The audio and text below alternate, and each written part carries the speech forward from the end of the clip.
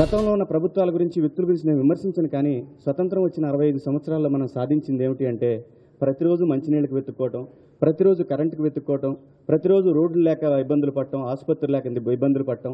ముఖ్యమైనటువంటిది ఇంకా 65 సంవత్సరాల తర్వాత కూడా నిరక్షరాస్యులు ఈ దేశంలో 35% ఉన్నారంటే పాలకులంతా సిగ్గుపడాలి. సో కాబట్టి ఈ దేశానికి ఇప్పుడు కావాల్సింది శ్రీ నరేంద్ర మోడీ గారు. నాకు ఎటువంటి పదవుల కోసం నేను రాలేదండి. ఎందుకంటే సినిమా ఇండస్ట్రీలో నాకు అవకాశాలు ఉన్నప్పుడు, నాకు మంచి డబ్బులు వస్తున్నప్పుడు పదవులు ఆశించి లేదంటే ఏదైనా వ్యక్తిగత స్వలాభాల కోసం ఆశించి వచ్చే మనిషిని కాదు నేను. నాకు అవసరం లేదు కూడా.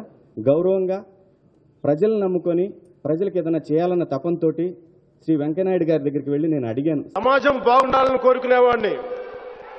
వెళ్ళి లాల్ బత్తి కారులో తిరగాలన్న కోరిక లేదు, ఎంపీగా గెలవాలని లేదు, ఎమ్మెల్యేగా పోటీ చేయాలని లేదు.